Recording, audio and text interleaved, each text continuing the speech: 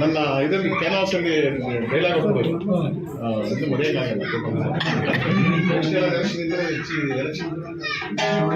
Campaign ಹೆಚ್ಚಿನ ನಾವೇ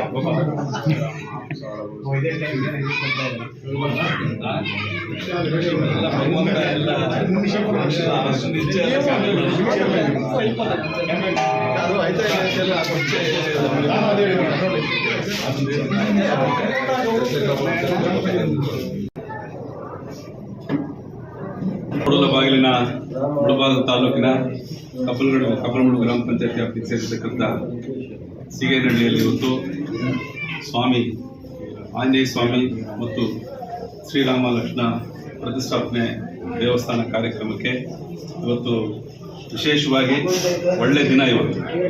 ಯಾಕಂದರೆ ಅಂತ ಈ ಆಂಜನೇಯರು ಹುಟ್ಟಿರ್ತಕ್ಕಂಥ ಒಂದು ದಿನ, ಎಂಥ ದಿವಸ ತಾವು ಪ್ರತಿಷ್ಠಾಪನೆ ಮಾಡ್ತಾ ಇದ್ದಾರೆ ಗ್ರಾಮದಲ್ಲಿ. ನಿಜವಾಗ್ಲೂ ಈ ಸೀಗೇನಹಳ್ಳಿ ಅಂದರೆ ಮೊದಲಿಂದ ನಮಗೆ ಒಂದು ನಮ್ಮ ಸ್ವಂತ ಹಳ್ಳಿ ಇದ್ದಂಗೆ. ಸೀಗೇನಹಳ್ಳಿ ಪ್ರತಿಯೊಂದಕ್ಕೂ ಪ್ರತಿ ಪಂಚಾಯತಿಗೂ ಪ್ರತಿ ನ್ಯಾಯಕ್ಕೂ ಎಲ್ಲರಿಗೂ ಬರ್ತಾ ಇದ್ರು ನಾವು.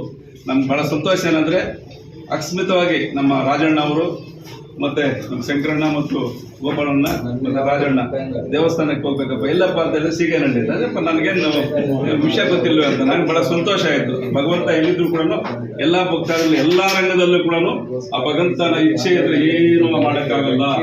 ಅವ್ರ ಊಟನೂ ಅಷ್ಟೇ, ನಮ್ಮ ತಿಂಡಿನೂ ಅಷ್ಟೇ, ಎಲ್ಲಿ ಬರೆದಿದ್ರೆ ಅಲ್ಲೇ ಇರ್ತದೆ. ಇಲ್ಲಿ ಪ್ರಸಾದ ತಿನ್ಬೇಕು, ಎಲ್ಲ ಪ್ರಸಾದ ತಿನ್ಬೇಕು ಅಂತ ಆ ಭಗವಂತ ಬರೆದಿರ್ತಾನೆ. ನಿಜವಾಗ್ಲೂ ಇವತ್ತು ಈ ಗ್ರಾಮದಲ್ಲಿ ಮೊದಲಿಂದ ಕೂಡ ಬಹಳ ಭಕ್ತಿ ಶ್ರದ್ಧೆ ಇರ್ತಕ್ಕಂಥವ್ರು ಈ ಗ್ರಾಮದವರು. ವಿಶೇಷವಾಗಿ ಈ ಪಂಚಾಯತಿಯಲ್ಲಿ ಮತ್ತು ಈ ಪಂಚಾಯತ್ ಬಂದಿರತಕ್ಕಂಥವರು ಮತ್ತು ಈಗಾಗಲೇ ಎಲ್ಲ ನಾಯಕರು ಕೂಡ ಬಂದಿದ್ದಾರೆ ಆ ದೇವರ ದರ್ಶನ ಪಡೋದಕ್ಕೆ.